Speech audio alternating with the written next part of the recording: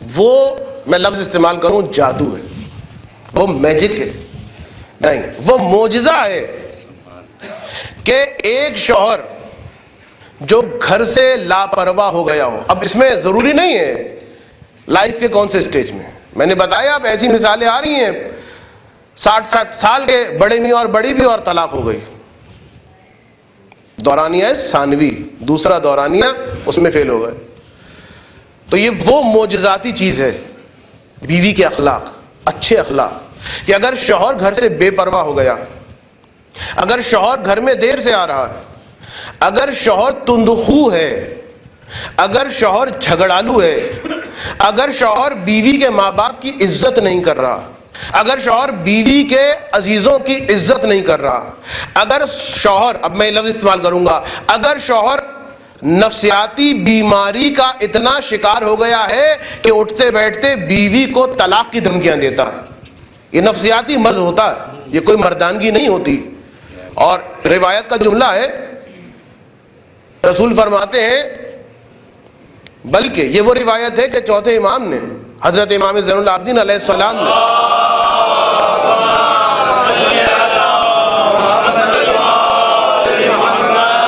اپنی شہادت سے کچھ دیر قبل 5ویں امام کو سینے سے لگایا تھا اور ایک وصیت کی تھی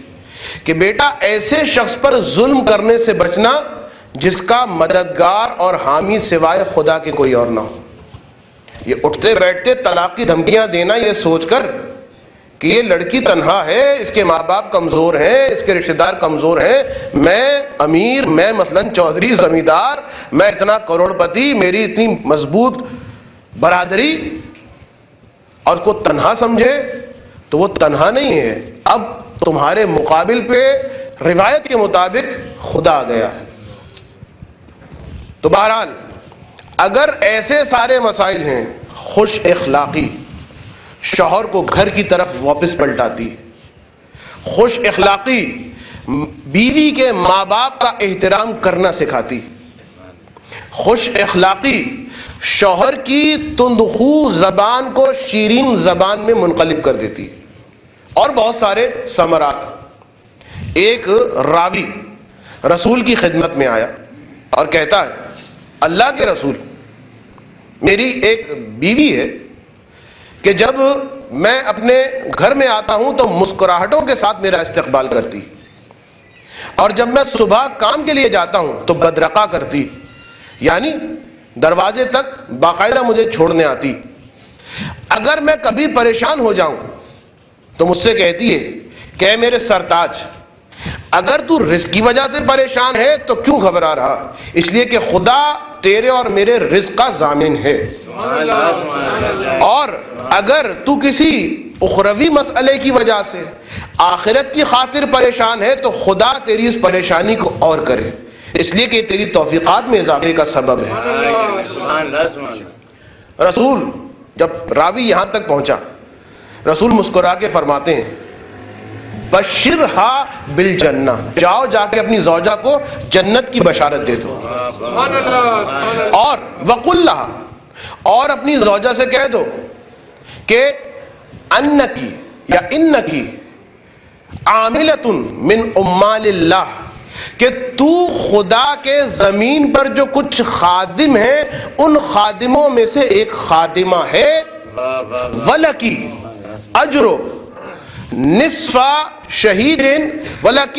اجر نصف شہید کل یوم، اور تجھے ہر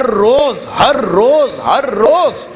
ایک خدا کی راہ میں شہید ہونے والے کا جو اجر ہے اس کا نصف ملتا.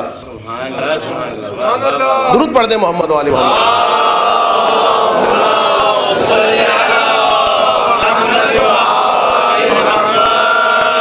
جہاد المرأۃ حسن التبعل، مولا کائنات کا جملہ، کہ جہاد ہے ایک عورت کا کہ وہ اپنے شوہر کے ساتھ اچھا ایٹیچیوڈ رکھے، خوش اخلاقی رکھے، اور یہ چاہے توجہ رکھیے گا، چاہے ایک طرفہ ہی کیوں نہ ہو، یعنی شوہر بدتمیز ہے، یعنی شوہر تندخو ہے، یعنی شوہر برے اخلاق کا ہے، لیکن دیکھیے جہاد میں عیاشی نہیں ہوتی ہے، جہاد میں تیر آ رہے ہوتے ہیں، جہاد میں حملے ہو رہے ہوتے ہیں، جہاد میں بھوک ہوتی ہے، جہاد میں پیاس ہوتی ہے، تو اب وہ مرد کا جہاد ہے کہ وہ میدان جہاد میں جا کر کوئی انجوائمنٹ نہیں کر رہا ہے، کہ کوئی ڈزنی ورلڈ میں نہیں پہنچ گیا ہے، اسے تیر بھی برداشت کرنے ہیں، اسے گولیاں بھی برداشت کرنی ہیں، اسے زخم بھی برداشت کرنے ہیں۔ تو یہ جو عورت کہ جو ایسے بدمزاج شوہر کے ساتھ پورے حسن اخلاق کے ساتھ زندگی گزار رہی ہے، علی علیہ السلام فرما رہے ہیں کہ یہ تیرا جہاد ہے اور تو شہداء کے ساتھ محشور ہونے والی ہے۔ ایک درود پڑھ دیں محمد علیہ۔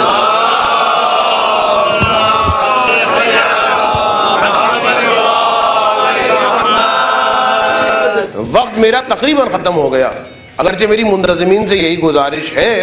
کہ تھوڑا سا جلدی اگر تقریر شروع ہو جائے، اور اگر نہیں شروع ہو رہی جلدی کوئی بات نہیں، میں اپنا 1 گھنٹہ پونے 10 بجے تک درود پڑھنے محمد والے۔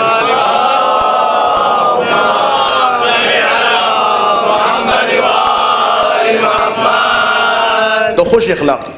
جادو، میجک، معجزہ، لیکن یہ خوش اخلاقی مشکل ہے۔ دیکھیے روزانہ اجر مل رہا ہے کتنا؟ جو ایک آدمی شہید ہوتا ہے خدا کی راہ میں، جس کو رسول شہید کہہ رہے ہیں، جس کو وہ جہاد کو بدنام کرنے والے نہیں، رسول جسے کہہ رہے ہیں کہ وہ شہید راہ حق ہے، اس کا اجر جو بھی ہوگا اس کا آدھا روزانہ ملے گا۔ مولا کائنات جہاد قرار دے رہے ہیں، تو واقعی نہیں آسان نہیں۔ اور اس راہ میں یعنی ایک عورت اپنے آپ کو با اخلاق بنانا چاہتی ہے، اپنے شوہر کے لیے خوش اخلاق بننا چاہتی ہے، ایک رکاوٹ جو ہے اس کو بیان کر کے آپ کی زحمتوں کو تمام کروں گا۔ رکاوٹ جو ہے اس میں سے ایک اہم رکاوٹ یہ کہ دیکھیے ہمارے معاشرے کے اندر مالی اعتبار سے سارے گھرانے ایک جیسے نہیں ہیں۔ کسی کی مالی قوت زیادہ ہے، کسی کی مالی قوت کم ہے، اور اسی اعتبار سے خصوصیات کے اعتبار سے بھی جو افراد ہیں وہ ایک نہیں ہیں۔ کسی کے اندر فلاں عیب ہے، کسی کے اندر فلاں عیب ہے، اس کے اندر یہ خوبی ہے، اس کے اندر یہ خوبی ہے۔ جب ایسا ہے تو یہ سوچ لینا چاہیے کہ اگر پڑوسن کے گھر میں نئے ماڈل کی گاڑی آ گئی ہے تو وہ ان کی قوت خرید تھی، آپ کے شوہر کی قوت خرید آپ کو معلوم ہے۔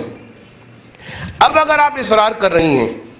کہ نہیں جیسی نہیں، میں نے تو گاڑی کی بات کر دی، جیسا بکرا ان کا آیا ہے ویسا ہی بکرا اور ایسی آوازیں نکالنے والا بکرا آنا چاہیے۔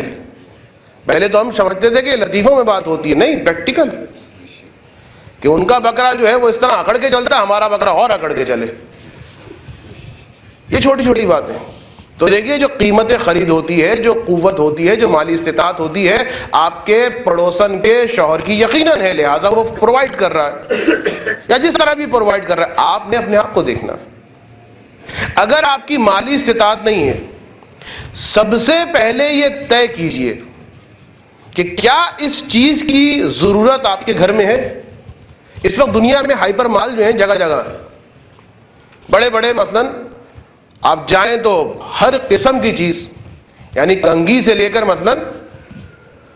گھر کا فرنیچر تک، وہ ایک ہی شاپ میں، ایک ہی ہائپر مال میں مل جائے گا۔ اور ہوتا کیا ہے وہاں پر؟ ہوتا یہی ہے کہ وہ بے وقوف تو نہیں، انہیں پتا ہے کہ لوگ آئیں گے، اور لوگ ہوتے ہیں بے وقوف۔ یہ اچھا لگا، ضرورت نہیں تھی، لینے آئے تھے ایک ٹوتھ پیسٹ، وہ بھی اچھا لگ گیا، یہ بھی ضرورت بن گئی، یہ بھی اچھا لگ گیا، ایک پوری ٹوکری بھر کے چلے گا، اور بعد میں جب بل آیا ہو 15 روپے 20 روپے 40 روپے کا ٹوتھ پیسٹ لینے کے لیے آئے تھے، لیکن اتنا ہمارا خرچہ ہو گیا۔ تو اس کے لیے کہا یہ جاتا ہے، جو ایکسپرٹس ہیں وہ کہتے ہیں کہ سیونگ کا ایک انداز یہ ہے کہ جب بھی آپ ہائپر مال میں جائیں پہلے سے اپنے آئٹمس کو لکھ لیجئے، اور ان آئٹمس کے علاوہ کہیں اور نبلنگ نہ کیجئے، دوسرے آئٹمس کی جانب نہ بڑھیے۔ ضرورت لگے کہ نہیں، آپ سوچ کر آئے ہیں، سوچ کر آ گئے ہیں، یہ طے کیا ہے، اس کے علاوہ کچھ اور نہیں لینا۔ اسی طریقے سے پہلے یہ تو طے کرے وہ عورت کہ کیا واقعاً ہماری ضرورت بھی ہے یا نہیں، اور اگر ضرورت ہے تو کیا میرے شوہر کی قوت خرید ہے بھی یا نہیں، اور اگر واقعاً ضرورت ہے، شوہر کی قوت خرید نہیں ہے، جب یہ دو باتیں معلوم ہو گئیں، ایک طرف سے واقعاً نیسیسٹی، واقعاً ضرورت، واقعاً یہ فریج بہت چھوٹا پڑ رہا ہے، واقعاً بڑا فریج چاہیے، واقعاً مثلاً اب ایک ڈیپ فریزر کی مثلاً ضرورت پڑ گئی، واقعاً مثلاً گھر کے اندر یہ پنکھا کافی نہیں ہے، حقیقتاً گرمی اتنی پڑ رہی ہے کہ ایک اسپرٹ یا ایک اے سی آنا چاہیے، ضرورت ہے، واقعاً ضرورت ہے، کوئی اللے تللے یا کوئی عیاشیاں نہیں ہے، طے ہو گیا۔ اس کے بعد سیکنڈ سٹیپ یہ ہے کہ کیا شوہر کی اتنی قوت ہے؟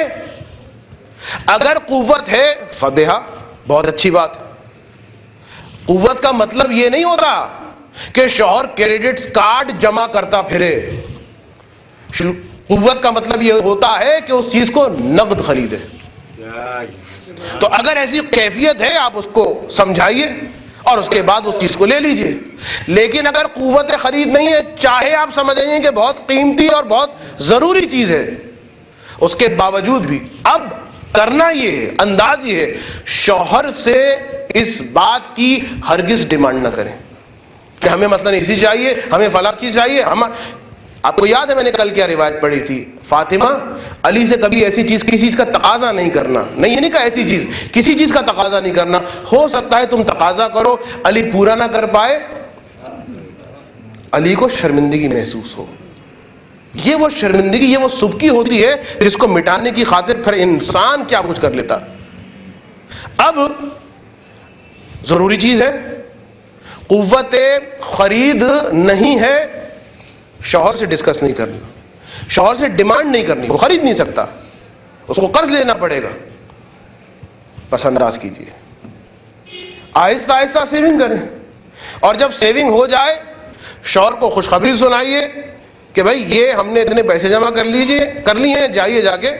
جو چیز تھی وہ لے آئیے، تو شوہر بھی خوش ہوگا، آپ بھی خوش رہیں گے۔ تو کوشش کریں چیزوں کو خدارا نقد خریدیں، ادھار نہ خریدیں۔ تو بہرحال اب ایسا نہ ہو کہ لوگ کہیں کہ یہ کوئی بازاری قسم کی جو ہے وہ اکنامک کی کوئی باتیں وغیرہ ہو رہی ہیں یہاں پر، نہیں، اصرار نہ کریں، اس لیے کہ رسول یہ فرماتے ہیں، دیکھیں نبھانا، اسے کہتے ہیں، کیا کہتے ہیں اس بات کو کہ اگر واقعی قوت خرید ہے ٹھیک، اور اگر نہیں ہے تو کوئی بات نہیں، ہم صبر کر لیں گے۔ اور سیونگ کر لی، دیکھیے اب ایک جملہ میں کہہ دوں، سیونگ کر لی، اس چیز کی جو قیمت تھی آپ کے پاس آ گئی، پھر سوچے وہ عورت کیا ابھی بھی ضرورت ہے؟ اس لیے کہ ابھی مستقبل میں نامعلوم کو کس وقت کیا حادثہ ہو جائے کہ جس کے لیے ایک رقم کی ضرورت ہو، اس برے وقت کے لیے اس رقم کو بچا کے رکھیے۔ دیکھیے بہت ساری، اسی کو کہا جاتا ہے سلیقہ مندی۔ سلیقہ مندی نہیں ہے کہ بہترین سا مثلا ایک جو ہے وہ 1 لاکھ کا مثلا ڈیکوریشن پیس جو ہے اس طریقے سے لٹکا دیا، گھر میں داخل ہو رہی ہیں تو گھنٹیاں بج رہی ہیں۔ سلیقہ مندی ہے کہ کس طریقے سے، اس انداز میں کہ شوہر کو احساس غربت بھی نہ ہو اور گھر آباد بھی ہوتا جائے، اسے کہتے ہیں سلیقہ مندی۔ تو اب رسول یہ فرماتے ہیں، اب مجھے یاد نہیں کہ آیا حدیث رسول ہے یا چھٹے امام کی روایت ہے، ارشاد یہ فرمایا، بہرحال معصوم کی روایت، کہ جو عورت اپنے شوہر کے ساتھ نبھا نہیں کرتی، ہر وقت ڈیمانڈ، ہر وقت ڈیمانڈ، ہر وقت ڈیمانڈ، یہ لا دیجئے، یہ لا دیجئے، اور نہیں لا کے دے رہے تو جھگڑا ہو رہا ہے، نہیں لا کے دے رہے تو میں کے مثلا جا رہی ہوں، نہیں لا کے دے رہے تو مثلا یہ ہونے والا، اصرار اصرار اصرار اصرار۔ فرمایا کہ جو عورت اپنے شوہر کے ساتھ نہیں نبھاتی اور ایسی چیز کے بارے میں اصرار کرتی رہتی ہے کہ جس کو وہ شوہر پورا کرنے کی قدرت نہیں رکھتا، تو وہ عورت اطمینان رکھے وہ غضب پروردگار کا کبھی بھی شکار ہو سکتی ہے، اور اس کی نہ نماز قبول ہے، نہ روزہ قبول ہے، نہ دیگر عبادتیں قبول ہیں۔ یہ روایت جو میں نے آپ کے سامنے پڑھی۔ ایک درود پڑھ دیں محمد و آل محمد۔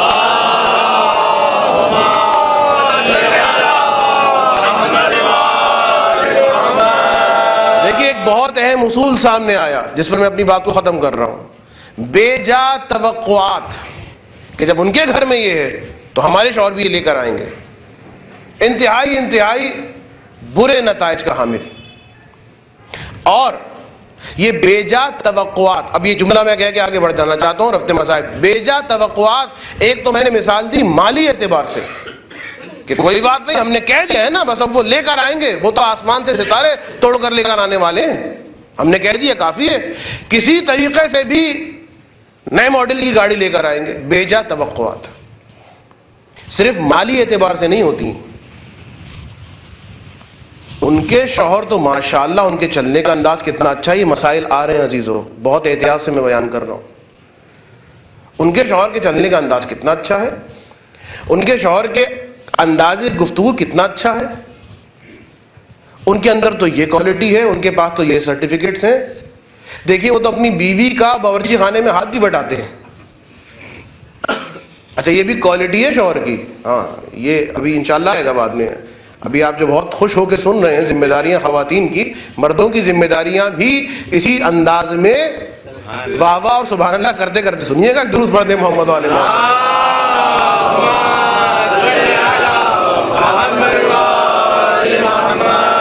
بے جا توقعات مالی نہیں ہونی چاہیے، طریقہ میں نے بتایا، بیان کر دیا۔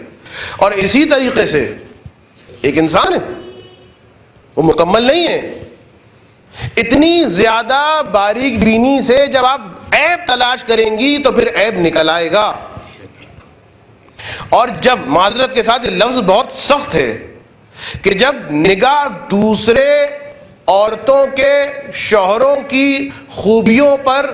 پڑھنے لگ جائیں تو یاد رکھیے تباہی اور بربادی کا ایک باب کھل جاتا ہے۔ ان کے اندر یہ ہے، ان کے اندر یہ خوبی ہے، ان کے اندر یہ کمال ہے، اطمینان رکھیے۔ اگر آپ اپنی کھال کو کھجانا شروع کر دیں، تجربہ مفت ہے لیکن کیجیے گا مت، بہت زور سے دیکھنے کے لیے کہ ہوتے ہیں بعض شکی مزاج کے جو وضو وغیرہ کے مسئلے میں بہت شکی ہوتے ہیں کہ دیکھ رہے ہیں کہ بھئی وہ میل ہٹی کہ نہیں ہٹی، ہٹی کہ نہیں ہٹی، میل تو ہٹ گئی، ایک نجس چیز نکل ہے خون، اب اس کو پاک کر رہے ہیں۔ تو دیکھیے جب اتنا کریدیں گے اندر سے نجاست ہی نکلے گی۔ جب ایک غیر معصوم عام انسان کو اتنا خوردبین نگاہوں سے دیکھیں گی تو کوئی نہ کوئی عیب نکلے گا۔